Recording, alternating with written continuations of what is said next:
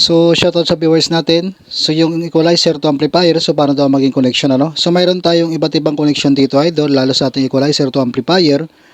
Depende na lang sa magiging connection natin. Lalo pag may effector ito, or equalizer input, output, itong ating amplifier. So, may iba din tayong connector na ipapakita dito. So, ganito lang siya, idol, ano? Gagawin natin yung equalizer to amplifier connection dito. Depende sa inyong magiging setup. Muna natin ipakita dito na connector, idol. Ito. So, ito, output ng ating equalizer dito, channel 1, channel 2 lang din. Ayan. Papunta ito ngayon sa audio input ng ating amplifier. Halimbawa, naka-BCD selector siya. So, dito tayo mag-input yung nagagaling sa output ng ating equalizer dito. So, may isa pa tayong connector. Itong XLR na to, magagamit din natin dito papunta sa ating amplifier. So, ito naman ang connector na magagamit natin dito. Dual XLR female to dual male RCA. So, alisin natin itong connector natin dito. Ipapalit natin yung connector natin na ganito. So, output ng ating XLR output dito sa ating channel 1 at saka channel 2. Tapos ngayon, ito ngayon yung ipapalit natin sa audio input ng ating amplifier. So, limbawa, naka-selector BCD siya. So, dito tayo mag-input. Ayan. So, yan dalawang klaseng connector natin, pwede natin magamit sa ganyan. So, kung ang ating source dito ay magagaling sa ating cellphone, laptop, or ano pa man, na tayo mag-input sa ating equalizer input katulad nito. XLR ang gamitin natin, pwede din yung ganitong TS. Dalawang connector din ang pwede natin magamit dyan. So, ang connector na ipapakita natin dito, pwede ito sa cellphone or laptop ng ating source. So, limbawa, manggagaling sa ating cellphone, papunta ito ngayon sa input ng ating equalizer. So, TS ang ginamit natin dito or PL, ayan. Ito yung magagaling sa ating source. Ito yung input ang ginamit natin. So, kapag XLR naman ang gagamitin natin dito, pan siya 3.5 to dual XLR male. So, pwede tayo gumamit ng XLR input dito sa ating equalizer. So, alisin natin ulit ito, yung ating connector dito. Tapos, ito naman yung ipapalit natin. Manggagaling sa ating source, itong 3.5. Tapos, itong dual XLR male, i-input natin ito sa ating input, channel 1 at saka channel 2. Ayan.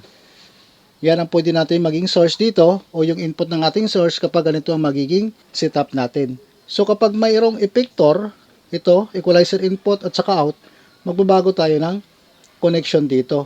Magagamit natin kung mayroong Bluetooth yung inyong amplifier, magagamit natin yung ating equalizer kahit through Bluetooth yung ating connection sa ating cellphone or source dito. So alisin natin yung ating connector dito. So, magagamit na natin itong effector natin. Alisin natin yung pinaka-connector nito. Ito. So, itago na lang natin ito. Ayan, para hindi mawala, Dito tayo mag-connect ng ating equalizer. Itong equalizer input at saka equalizer output, papunta rito sa ating equalizer dito. So, limbawa, ang connector natin gagamitin dito, dalawang klase o dalawang pares lang na isang klaseng connector katulad nito.